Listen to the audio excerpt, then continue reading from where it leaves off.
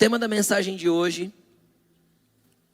é meu mundo e o universo de Deus. Eu tenho um mundo, você tem o seu. Só que Deus enxerga com mais completude. Deus enxerga de maneira mais ampla. Deus é dono de todo o universo, criador de todas as coisas. Deus chama cada estrela pelo nome. E tem tanta estrela que a NASA dá números. Você já viu? Na NASA é número as estrelas. De tanta estrela que tem, Deus tem nome para cada uma delas. Porque foi Ele que criou tudo.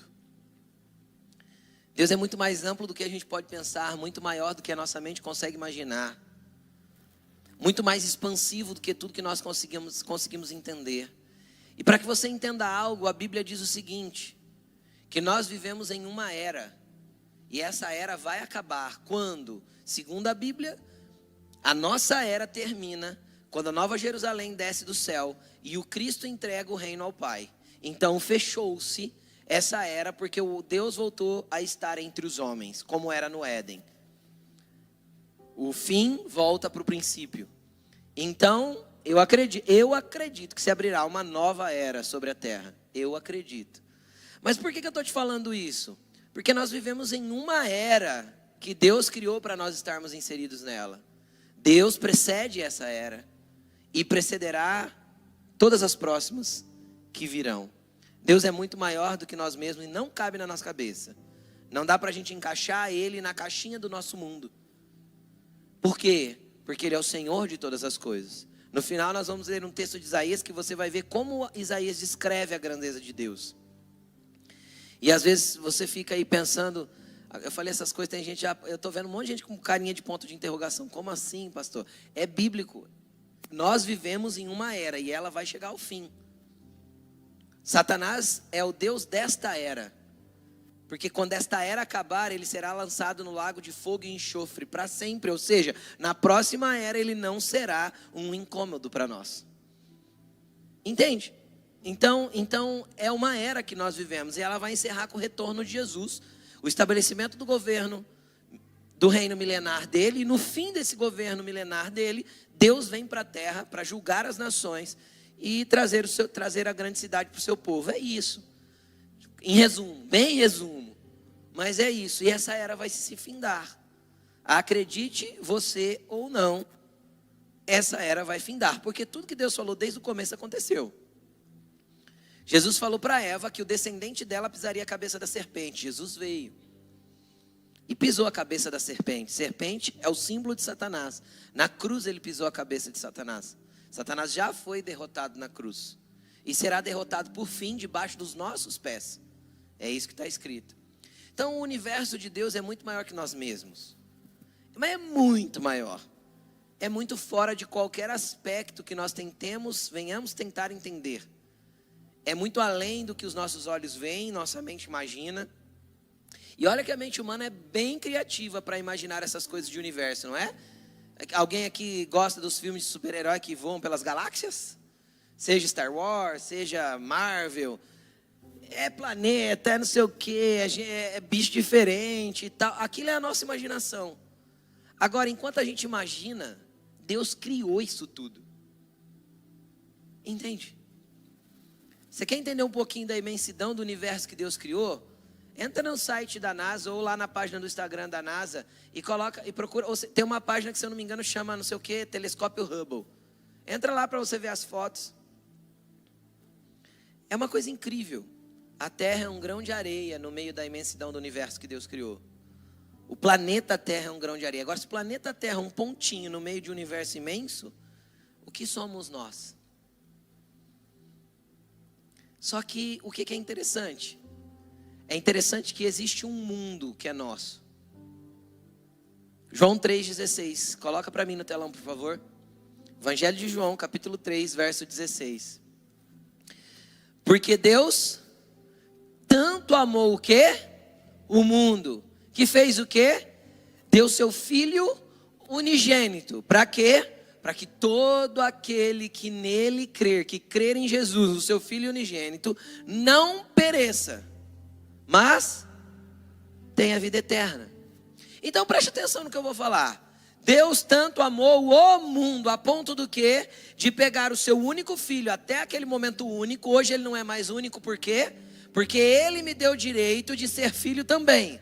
Então o apóstolo Paulo vai dizer que ele era único, se tornou nosso irmão mais velho, o nosso irmão primogênito, o primeiro de muitos irmãos. É assim na família de Deus. Então ele era filho único, então nós nos tornamos irmãos depois deles. Fomos adotados pelo Pai Celestial para sermos filhos dele. Isso é uma grandeza incrível e maravilhosa. Se eu acabei de descrever para você que o universo de Deus é um universo imenso, gigantesco, e que não dá para a gente explicar, você se tornou filho do Criador desse universo, e você vai viver eternamente com ele. Para pensar que tipo de aventuras teu pai pode te colocar na eternidade. Não dá nem para pensar. A gente fica doido, porque é muito maior que a gente. Vai muito além do que a nossa mente imagina. Muito além. Mas Deus amou tanto o mundo. Quanto ele amou muito. Amou um tantão, a ponto de enviar Jesus. Só que quando a gente lê essa palavra mundo, na nossa cabeça, volta o nome da palavra, o título da mensagem, por favor, Pedro. Volta aquela imagem do título da mensagem. Quando a gente pensa assim, que Deus amou o mundo, o que é que a gente pensa de mundo? Isso aí, não é? Deus amou o mundo, a gente não pensa no globo? Na terra? O mundo. E não é bem isso. Por que não é bem isso? Porque esse mundo que a gente está definindo, ele tem muitos mundos dentro desse mundo. E eu quero fazer você perceber isso. Deus nos deu a graça e a bênção de conhecer alguns países.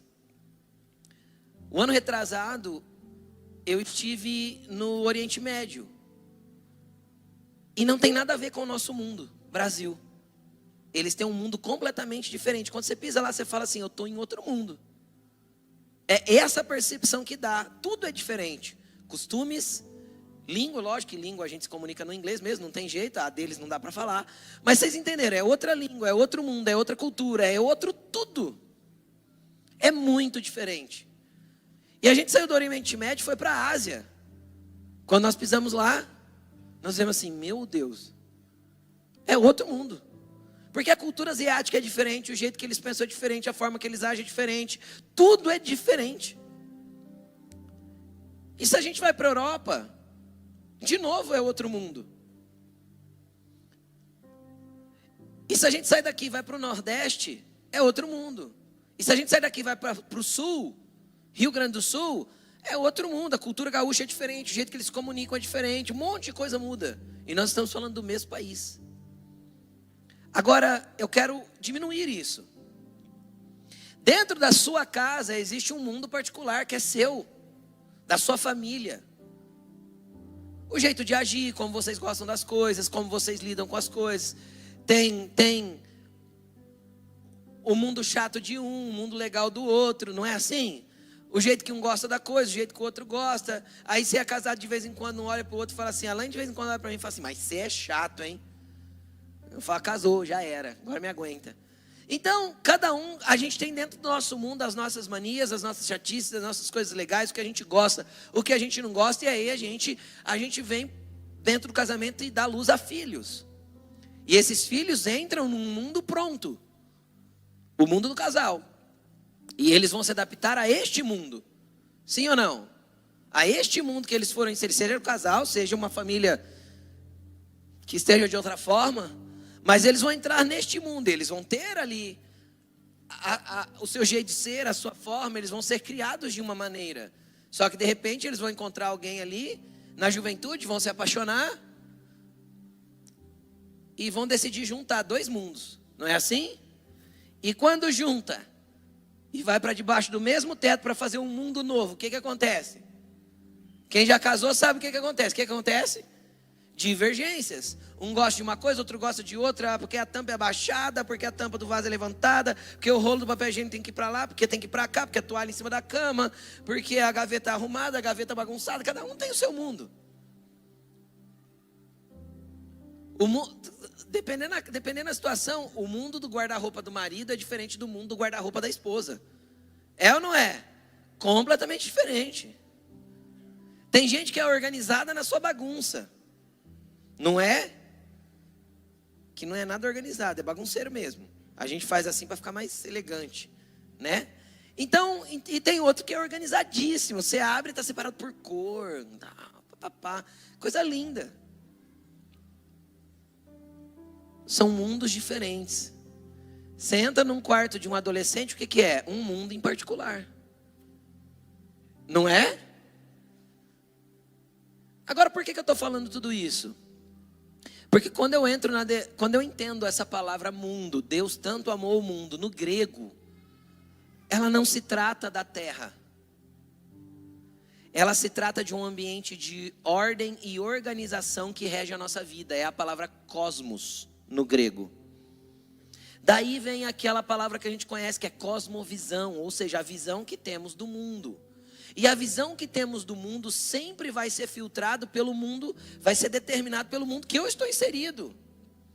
Então a visão que nós temos de mundo é uma visão de mundo de quem mora em Rio Preto ou na região de Rio Preto. Só que se a gente sai daqui e pinga em outro lugar do planeta, a gente vai ver um mundo completamente diferente. E se a gente mudasse para lá, a gente ia ter um trabalhão para se adaptar àquela nova cultura, àquele novo mundo, àquela nova realidade de organização e de estruturação da vida. Agora, por que eu estou falando tudo isso? Vamos lá. Se Deus tanto amou o mundo, deixa eu perguntar uma coisa para você. Deus amou a Terra como planeta, ou Deus amou as pessoas que estavam sobre a terra para poder mandar Jesus? As pessoas. Deus não morreu por um planeta. Jesus não morreu por um planeta. Ele morreu pelas pessoas desse planeta, que somos nós, graças a Deus. Tudo bem? Jesus, ele veio para alcançar filhos para Deus. E Deus não é pai de pet. Então ele não veio para salvar animaizinhos. Você entendeu o que eu estou falando? Ele veio para ter filhos adotados e chamados de legítimos, que são seres humanos. Aquilo que ele chama de excelência da criação. Por quê? Porque é melhor que os outros? Porque é mais inteligente, justamente porque é mais parecido com ele. Ele nos criou à imagem e semelhança dele. Então ele veio para atrair para ele esses seres criados chamados humanos. E para salvar esses seres humanos. Então Jesus não veio morrer por animais. Jesus não veio morrer pelo planeta. Até porque o planeta ele vai reorganizar para nós. Ele fará uma nova terra. Está escrito diversas vezes na Bíblia. Então ele não veio por causa dessas coisas. Ele veio para alcançar um povo. Ele veio para pegar os que estavam longe e trazer para perto. Ele veio para chamar de meu aquilo que estava perdido. E que estava perdido? Porque a natureza em si, querido, nunca parou de adorar a Deus. Nunca. Quando os pássaros cantam, eles adoram a Deus. Quando os peixes nadam, eles adoram a Deus. Porque eles estão fazendo aquilo que foram criados para fazer. Quando você adora a Deus, quando você faz aquilo que você foi criado por Deus para fazer, quando você entende seu propósito, porque você está na terra e você vive para Ele. Então, que mundo é esse que Deus amou? O mundo chamado ser humano. Porque dentro de nós existe um mundo em particular, que se não tiver o amor de Deus, nós somos incapazes de fazer qualquer coisa que nos faça merecer o que é eterno. Nós somos incapazes de chegar até Deus pelo mérito próprio. Nós somos incapazes de nos conectar com Deus pela nossa própria força ou pela nossa própria vontade. Nós somos incapazes de nos relacionar com Deus, se não for pela graça que nos alcançou através da cruz e que morreu em nosso favor, chamado Jesus. Esse é o Deus que te ama. Mas Ele não só te ama, Ele quer entrar no seu mundo. Por que Ele quer entrar no seu mundo? Porque você tem o seu mundinho particular. E se Ele entrar no seu mundo, Ele vai poder começar a mexer no seu mundo. Ai, sabe o que é, pastor? Jesus me ama e Ele quer meu coração. Coração é a porta de entrada, querido. Só que ele não quer só o coração, não. Ele quer o coração, ele quer a mente, ele quer as intenções, ele quer os rins, o pulmão, o ventre, as entranhas. Ele quer teu corpo, tua vida, tua história. Ele quer tudo. Por quê? Porque ele não veio por amar seu coração. Ele veio por amar seu mundo. E o seu mundo é você por completo. É tudo aquilo que você é tudo aquilo que você pensa a respeito dessa terra, é tudo aquilo que você enxerga a respeito de tudo na vida, é a tua cosmovisão completa. E ele não só quer ela, como ele quer redesenhar, reescrever e realinhar essa cosmovisão com a vontade dele. Ele quer fazer que você enxergue a vida segundo ele enxerga. Ele quer que você veja os problemas da vida segundo a ótica dele. Mas para isso carece de algo muito importante. Parar de entregar para Jesus apenas fragmentos de quem você é. Apenas partes do seu ser. Partes de quem você é. Porque normalmente é isso que nós fazemos. Como nós fazemos? Nós estamos com um problema em uma área da nossa vida. Então a gente recorre a Deus por causa da área que estamos com problema. Deus, meu casamento. Deus, minhas finanças. Deus, sei lá, meus filhos. Deus, meus negócios. Jesus, meus negócios, meu negócio. Jejuar pelo meu negócio. Casamento, jejuar pelo casamento, orar pelo casamento. Jesus não quer só consertar seu casamento. Ele quer também, porque casamento é criação dele e ele ama o casamento, ele não quer que acabe. Mas ele não quer só consertar seu casamento, ou só dar um jeito na sua empresa, ou só cuidar dos seus filhos. Jesus quer entrar no seu mundo, porque ele amou o seu cosmos de tal maneira para vir e se entregar, para poder tê-lo. Agora, quando a gente fala do nosso mundo, é interessante. Por quê? Porque nós temos o costume, eu acho que é isso, não tem outra palavra para eu definir. Nós temos o costume de fragmentar o nosso mundo. Você já percebeu isso ou não? A gente fragmenta a nossa vida em áreas. Não é? E a gente determina quais áreas estão bem e quais não estão bem. E se a financeira estiver bem, você está bem para todo mundo. Já percebeu isso ou não? Quando você vai encontrar a tia Cleide, sabe? Você vai lá na casa da tia Cleide. Ô, tia Cleide, tudo bem? Como é que tá o Juninho? O filho da Cleide, o primo, que você faz 12 anos que não vê. Quem já viu? Quem já tá entendendo aí a história? Como é que tá o Juninho, tia? Ah, meu filho, o Juninho tá bem, ó, tá morando num casão em tal bairro. E assim, ó, tá com serviço bom. Ou seja, a pessoa estar bem ou não estar para a terra significa se ela tem condição financeira ou não. E o mundo de Deus não é esse, o universo de Deus não é isso. Na verdade, para o universo de Deus tem muito pouco valor. Mas para o mundo dos homens, tem muito valor. Então, quando Deus entra dentro de mim para tomar conta do meu mundo, o meu universo vai ter que mudar. Entende? Porque aquilo que a terra valoriza, para mim vai ter menos valor. Mas aquilo que Deus valoriza vai aumentar em escala de valor para mim. E se isso não acontecer, tem alguma coisa que está equivocada no seu cristianismo. A sua escala de valores precisa gradativamente sendo invertida. Por quê? Porque é o princípio daquilo que Jesus vai fazer dentro do seu mundo. Mudar a sua visão de como você enxerga o mundo. E aí quando a gente olha para dentro de nós, no nosso mundo, tem compartimentos.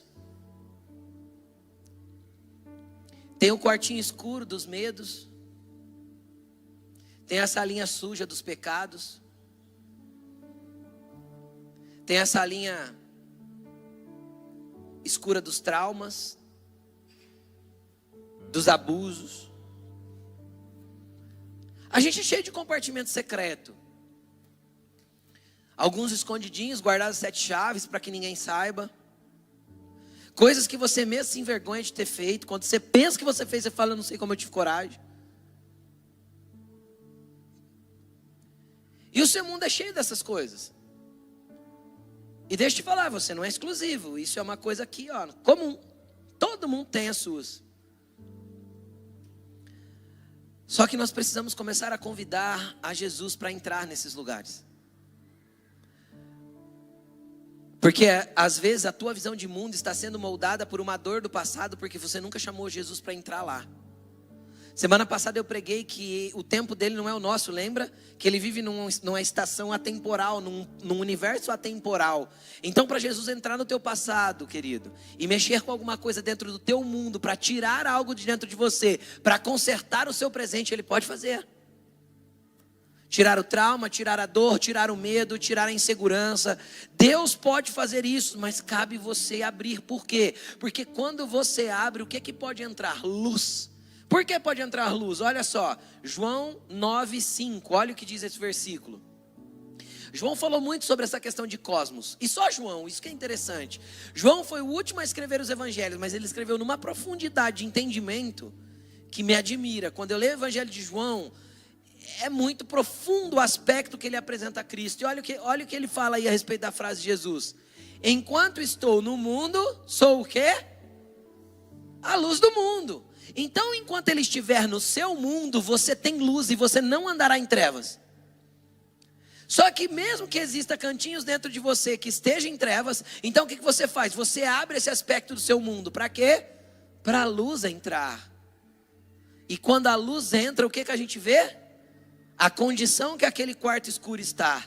A Bíblia vai dizer em Lucas capítulo 15, que tem uma pequena parábola que Jesus contou, da mulher que tinha 10 dracmas, 10 moedas de um valor, valia como se fosse hoje R$150 cada moeda. E ela tinha 10. E ela perdeu uma. E a Bíblia diz que quando ela viu que perdeu uma, ela precisou fazer algo para encontrar essa moeda. E ela perdeu dentro de casa. E a Bíblia diz que está escrito desse jeito, ó. E acendendo a luz, varreu a casa. Ou seja, quando a luz entra, eu vejo a sujeira que existe. E quando a sujeira é removida, eu encontro o valor que eu perdi. Então, às vezes, você tem cantos escuros na sua casa que tem valores perdidos. Dentro do seu mundo tem cantos escuros de valores que você jogou fora, porque você deixou a escuridão entrar aí e nunca convidou a luz para vir.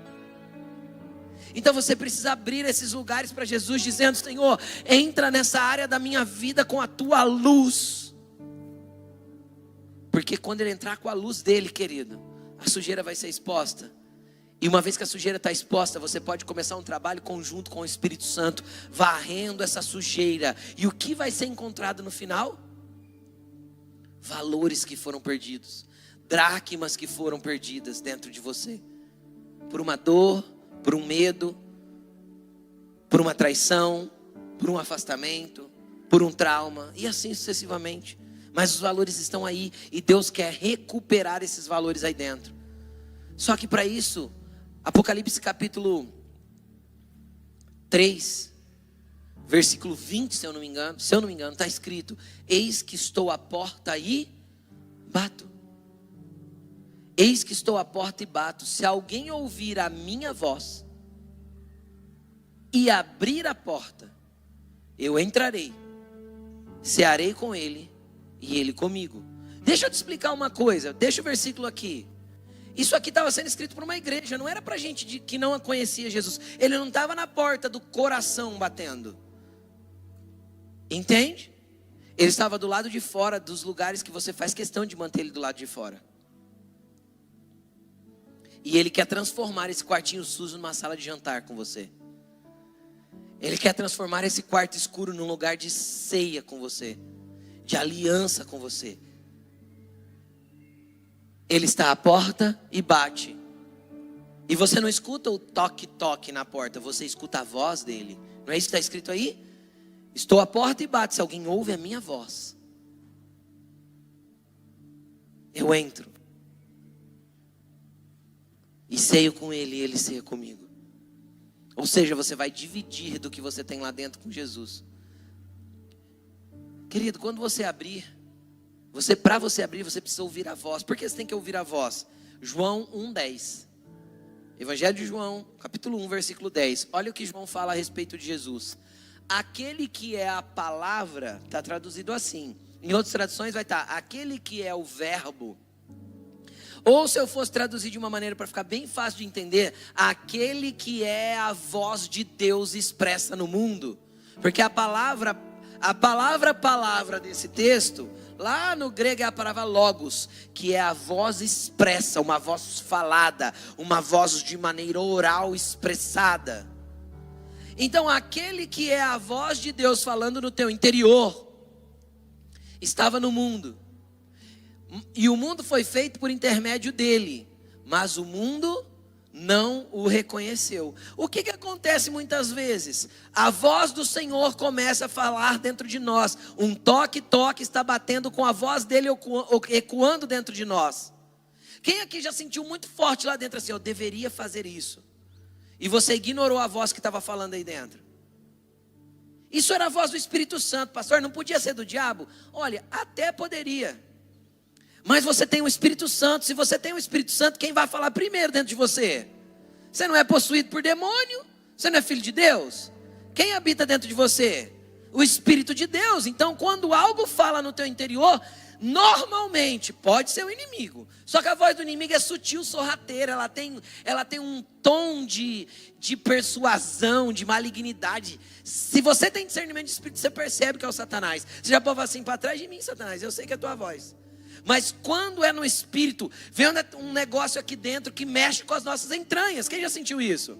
Mexe aqui dentro que você fala assim, eu não quero fazer, mas remói tanto aqui dentro, te torce por dentro que você tem que fazer. Quem já sentiu isso? É maravilhoso isso. Terrível e maravilhoso. Terrível para ir fazer o que ele está te pedindo e maravilhoso depois que você faz. É ou não é? É assim que acontece. O que é isso? É a voz dele te incomodando, é o toque-toque da porta. A voz dele aqui dentro está mexendo com as suas entranhas, mexendo com o seu mundo.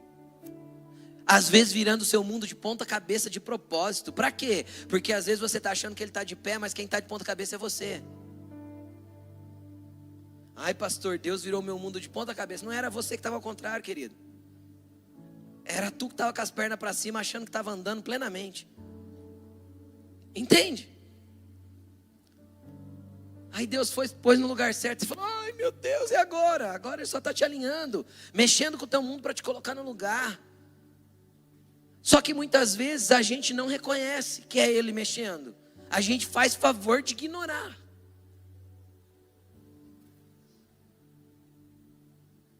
Né? Deus está falando e a gente está assim, quem já fez isso quando era criança? Deus está falando e a gente está assim, ó. Você já fez isso quando era criança? Para não ouvir o amiguinho? Não podia fazer para a mãe, né? Para a mãe não podia. Senão a havaiana voadora já vinha. Mãe raiz ainda faz isso. Mas vamos lá. Às vezes a gente vê Deus falando e faz isso. Porque a gente quer ignorar essa voz. Que está tentando abrir as portas que nós fechamos dentro do nosso mundo. É que às vezes a gente tem vergonha de abrir. Agora deixa eu te contar uma coisa. Quando você abrir, você vai falar assim para Jesus com aquela cara meio envergonhada. Quando você fica meio avermelhado, vai falar assim, Jesus, não repara a bagunça não. Ele vai olhar para você e vai falar assim, vou reparar tudo porque eu vou arrancar essa bagunça daí. Então ele não vai entrar apenas para poder te acompanhar, ele vai entrar para modificar a estrutura do que tem lá dentro. E eu estou falando das entranhas do teu ser. Eu estou falando dos lugares da tua alma que precisam ser mexidos. Eu estou falando dos aspectos de como você enxerga certas coisas que te causam dor todas as vezes. Quando as pessoas fazem alguma coisa para você, você já sente dor em lugares de feridas que não foram tratadas. Tem pessoa que não pode ouvir um nada de ninguém em uma certa área que ela já sai no coice na voadora. Por quê? Porque ela está ferida. Ela só está se defendendo. Porque alguém está tentando bater naquela porta e ela não quer que bate. Agora até quando você vai viver assim? Ignorando que ele está no teu mundo, não deixando ele mexer com o teu mundo, com o teu cosmos, não deixando ele tratar você por dentro. Querido, olha o que diz João 16:33. João 16:33. Eu disse essas coisas para que em mim vocês tenham o quê? Quem quer ter paz aqui? É maravilhoso ter paz, sim ou não? Só que você já percebeu que normalmente a gente condiciona a paz à tranquilidade? O que é paz para nós? Tranquilidade. Se eu falar para alguém aqui, define paz para mim. Às vezes a pessoa vai falar, pastor, sei lá. uma casa de frente para a praia, pé na areia, a brisa do mar, ninguém na praia, tranquilo. Depende do perfil da pessoa, né? Tem gente que se eu levar para uma praia dessa, dá chilique, né? Ô pastor, não tem um vendedor de açaí gritando, não tem um cara gritando, ó queijo, ó queijo. Tem gente que gosta de barulho, né? Mas cada um define paz de um jeito.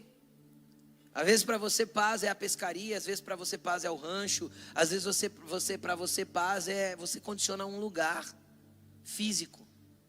Jesus está falando assim, ó, estou falando tudo isso para vocês. E isso que ele estava falando eram instruções que ele estava dando aos discípulos, é Bíblia. Hoje para nós é Bíblia, as instruções viraram escritos. Estou falando tudo isso para que vocês tenham paz. Neste mundo vocês terão o quê? Na esfera que vocês vivem, você vai ter aflição. Só que ele falou que estava falando para nós para a gente ter paz. Então é paz em meio às aflições. Pastor, eu não consigo viver isso. Então Jesus quer entrar no seu mundo para que você aprenda a viver com Ele, mesmo num mundo cheio de aflições. Porque, meu querido, deixa eu te explicar, o mundo não vai te privar de aflições. Nem o mundo externo, nem o seu mundo interno. E a maioria do problema das aflições que a gente encontra na vida, para dar um número, eu falo que 90% dos problemas das aflições que a gente arruma para a vida não tem a ver com o lado externo. Tem a ver com o interno. Por quê? Porque a gente joga a culpa no externo, justamente porque a gente não sabe lidar com aquela aflição de maneira interna. Então, não sabendo lidar, eu arrumo uma aflição, um problema. E aí eu jogo a culpa do lado de fora. Mas 90% das vezes o problema sou eu. Eu que não sei lidar com a situação, eu que não sei enxergar aquilo direito, eu que não tenho a cosmovisão de Deus a respeito do assunto, eu que não tenho paz e segurança no Pai que eu tenho, eu que não sou seguro no amor de Deus para mim. Então o problema está no meu mundo, e o meu mundo causa as aflições. Só que eu tenho que ter paz nele. Eu dei isso como testemunho de manhã. E não é porque eu me acho melhor, é porque, para a honra e glória de Jesus, é um lugar que eu encontrei. Se você perguntar para mim como, não sei, me relacionando com ele entrou nessa área da minha vida. Mas eu comentei com vocês que há 2 anos e pouco atrás eu sofri um acidente aqui. Eu acho que muita gente aqui era da igreja e tal. Fiquei alguns dias de cadeira de roda. Alguns dias. Quase 60 dias. De cadeira de roda e tal. E foi muito interessante. Eu caí aqui, era umas 3 da tarde mais ou menos. Fui de resgate para o hospital. Cheguei lá, descobri que eram 2 lesões gravíssimas nos 2 pés. E eu tinha que passar por uma cirurgia urgente. E aí vai, não vai, faz ou não faz cirurgia. Aquela coisa, piriri, pororó. Deu hora de dormir. Era já a noite de sábado para domingo. E aí eu estava tomando morfina de 2 em 2 horas por causa da dor. Aí pergunta para a Laine se naquela noite que eu sabia que logo de manhã eu faria a cirurgia. Logo de manhã não, eles falaram assim, a qualquer momento a gente vem te buscar para a cirurgia. Eu falei, beleza. Eu deitei na cama e dormi. Acordava porque a morfina passava. E aí a dor me acordava. Aí eu tomava morfina de novo e dormi outra vez. E eles me chamaram para a cirurgia às 6 horas da manhã. Por que eu estou te falando isso? Porque, querido, no meio de uma aflição, ou você está seguro no amor que o teu pai tem por você, ou você vai ficar se debatendo. Nós precisamos confiar no Pai que nos amou de tal maneira a ponto de entrar no meu mundo, para mudar ele, a ponto de doar Jesus por mim. Nós precisamos estar seguros nesse Pai. Por quê? Porque um dia o espermatozoide do meu pai entrou no óvulo da minha mãe e Deus soprou vida ali na primeira multiplicação celular, e ali já era eu. E ele sabia que era eu. E um dia minha mãe deu à luz e o fôlego de vida entrou nos meus pulmões. E ele me chamou de dele. Ele me chamou de filho. Ali os meus dias começaram a ser contados. E só ele sabe quando os dias, a contagem cessará. Então, se eu sei que é só ele que determina o dia que eu vou embora daqui, eu durmo tranquilo nele. Porque quer sossegado no quarto de casa, quer afligido num leito de hospital, eu continuo sendo dele, servindo a ele, amando a ele, e minha vida é dele, ele é meu pai que me conduz, e acabou. E se um dia os meus dias forem contados, e eles tiverem sido encerrados, eu vou para a verdadeira vida, porque eu não encontro a morte quando minha vida encerrar, porque eu sou dele. Eu encontro a vida de verdade. Aqui não tem aflições. Aqui o meu cosmos não interfere mais. Aquela na qual não tem mais interferência humana, visões equivocadas, nem morte, nem choro, nem dor, nem pranto. Porque agora nós vivemos eternamente com Ele. É nessa segurança que nós temos que pautar a nossa vida. Tá tudo lindo, abundante? Glorifica.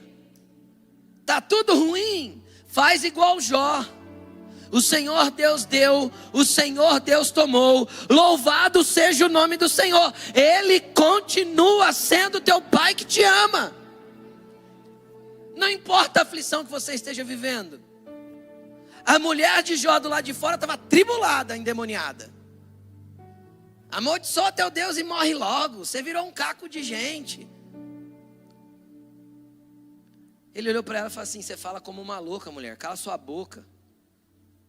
Foi quando ele levantou a mão para o alto e debaixo da orientação, ela tentando fazer ele amaldiçoar a própria vida, ele levantou a mão e falou assim: ó, o Senhor Deus deu, o Senhor Deus tomou, louvado seja o nome do Senhor. Nós precisamos ter essa paz no meio das aflições. Ele falou: no mundo vocês terão aflições, no cosmos de vocês vai ter aflição. Ei, eu venci o cosmos. Sabe por que ele venceu o cosmos? Porque no cosmos de Jesus, ele olhou para o Pai e falou assim: Pai, eu não queria ir para a cruz. A Bíblia relata de um jeito bem bonito, né? Pai, se possível, passa de mim esse cálice. Mas a oração de Jesus, suando gotas de sangue, foi: Pai, eu não quero fazer o que eu tenho que fazer. No cosmos de Jesus, a aflição era terrível naquela hora. Ele cedeu às aflições? Ou ele estava seguro no que o Pai estava para fazer? Ele venceu o cosmos dele, não cedendo às aflições que o pressionavam.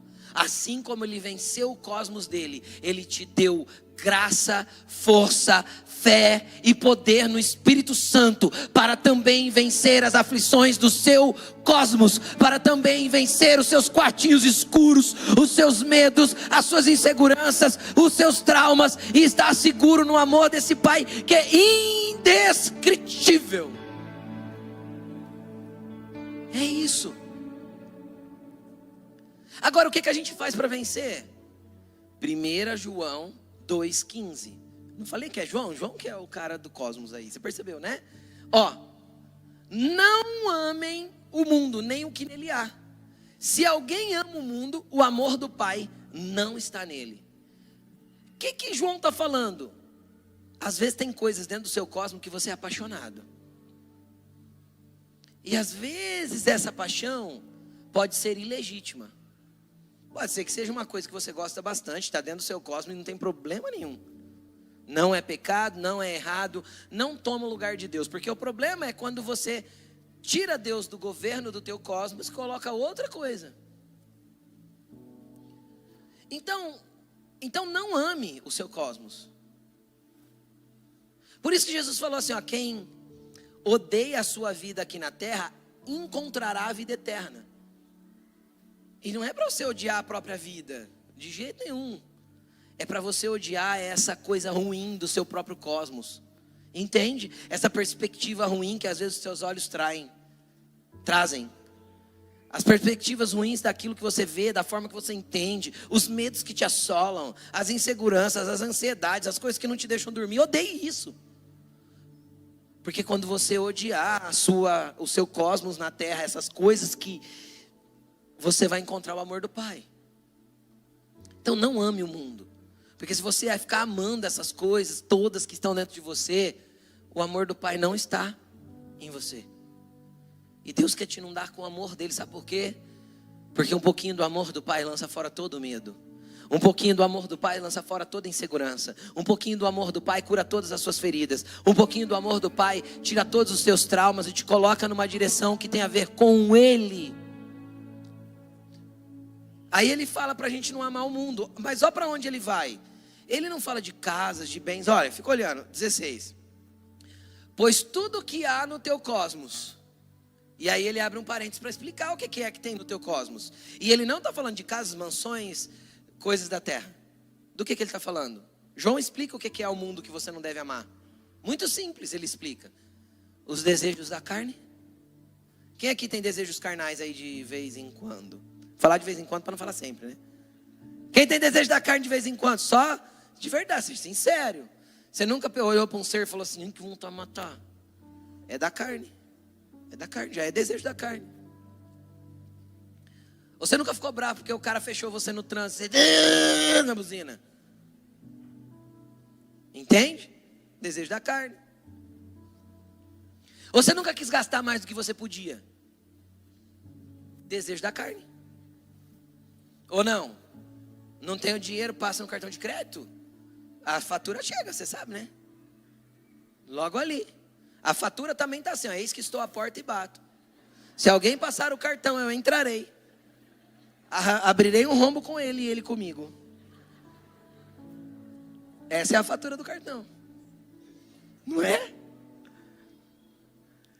Desejo da carne, ficar comprando de maneira desnecessária e irresponsável. Todo tipo de desejo carnal, que é coisas para satisfazer o nosso eu, entra no problema de amar o mundo. Esse mundo, então ele não está falando de coisas externas. Está falando de coisas daqui, ó. Do meu mundo particular. O desejo dos olhos. A cobiça. Então, querido, cuidado onde você põe os seus olhos e deixa o seu coração maquinar pensamentos ruins. Eu costumo falar para os homens, há uma diferença muito grande entre olhar e cobiçar. É uma diferença grande, mas que estão um do lado do outro.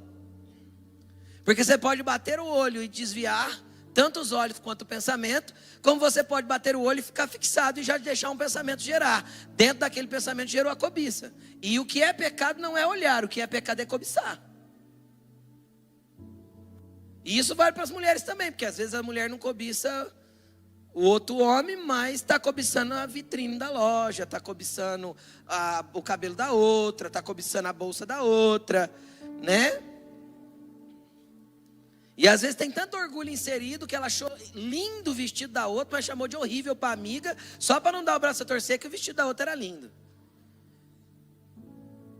Isso é tudo coisa suja dos nossos cosmos. Estou errado, gente? João não está falando de coisas externas, você percebeu isso? Então odeie esse mundo que te faz cobiçar, que te faz desejar coisas da carne e que te leva à arrogância da vida. A arrogância, o orgulho é uma das piores coisas do ser humano. Todas as nossas tretas na vida, todos os nossos conflitos, a falta de perdão, as discussões, as brigas, as divisões, tudo tem a ver com o nosso orgulho.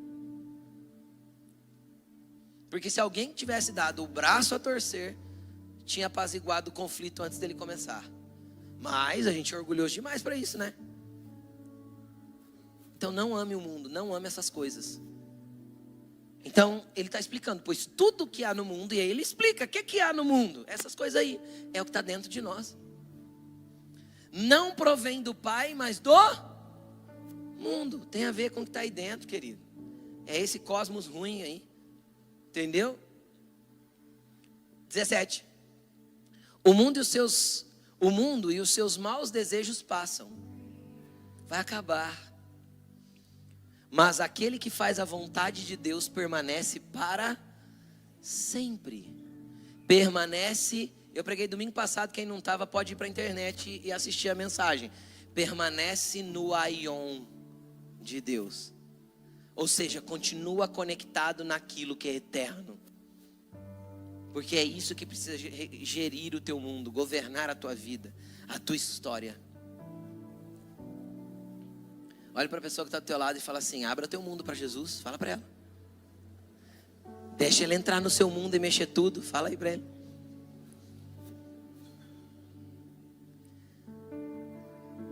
Para a gente finalizar, eu quero falar duas coisas. Primeiro eu quero mostrar um pouquinho para você, de novo, do jeito que a gente começou essa mensagem, o universo de Deus. Isaías 40, versículo 12.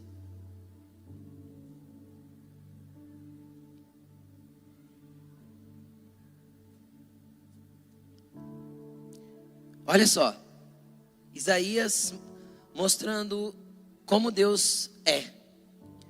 Quem mediu as águas com a concha da sua mão? Ele está falando das águas da terra. Quantos litros de água tem num mar?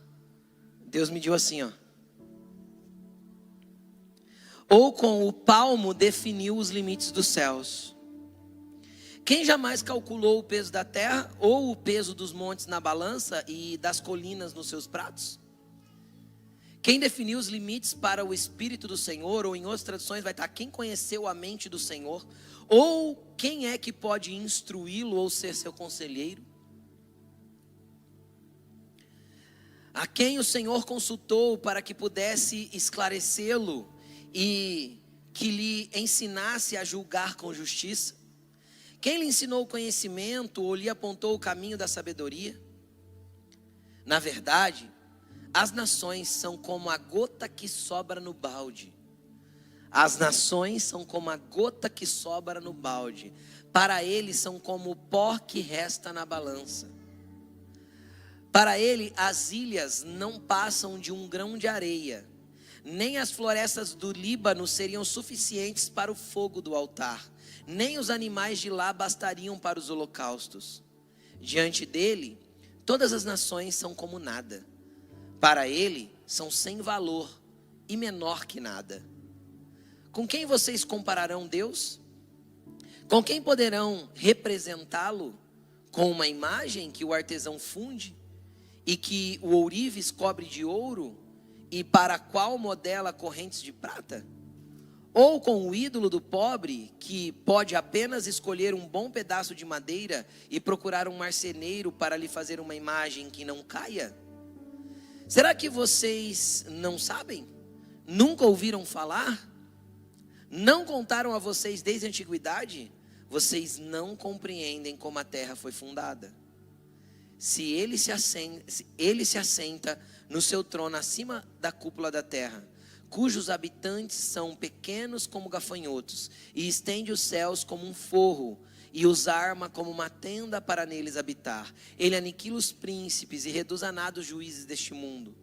Mal eles são plantados ou semeados, mal lançam raízes na terra, Deus sopra sobre eles e eles murcham.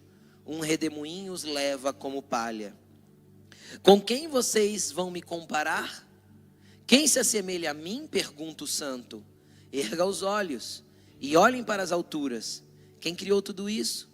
Aquele que põe em marcha cada estrela do seu exército celestial e a todas chama pelo nome. Tão grande é o seu poder, tão imensa a sua força, que nenhuma delas deixa de comparecer. Essa é a grandeza do Deus que você serve. Agora deixa eu te falar, é grande esse Deus a ponto dele achar que as nações são como uma gotinha que sobra no balde? Ele é tão grande, e se fez tão pequeno, que ele pôde habitar dentro do meu mundo através do Espírito Santo, para me fazer propriedade exclusiva dele, para pôr um selo de propriedade em mim e me chamar de seu. É assim que ele me ama. Um Deus tão gigantesco se fez tão pequeno para poder entrar no meu mundo e mexer com a minha história e me amar nos mínimos detalhes para que eu fosse chamado filho dele. É assim que ele me ama e é assim que ele te ama. Pastor, como eu faço para Deus mexer no meu mundo? Comece a partir de hoje a abrir as portas. Como que eu abro, pastor? Através de uma vida de devoção. Jesus ensinou assim, quando você for orar, entra no seu quarto, fecha a sua porta, Fala com o teu pai em secreto, que ele que te vê secretamente te recompensará. É ali no seu quarto, e o quarto não significa necessariamente o quarto, no teu momento de secreto, no teu momento de intimidade com Deus, é ali que você vai abrir cada cantinho do seu mundo e deixar ele mexer, cada cantinho da sua história e deixar ele envolver, cada lugarzinho sujo, escuro, podre, antiquado, mofado, cheio de dores do passado. É ali que você tem que abrir tudo, é ali que ele vai te ensinar o que você deve e não deve fazer. Você precisa ir para um lugar de se relacionar com esse Deus imenso, gigantesco, que governa o cosmos, que governa o universo, que governa as estrelas, que governa os outros planetas, que governa tudo aquilo que nós conhecemos e desconhecemos, mas que se importou comigo, com você, a ponto de enviar Jesus para criar um caminho até Ele, e colocou dentro de você o selo dessa propriedade chamado Espírito Santo. É muito amor, é muita grandeza em uma pequenez tão grande, entende? É muito amor colocado dentro de um barro. Coloque-se de pé.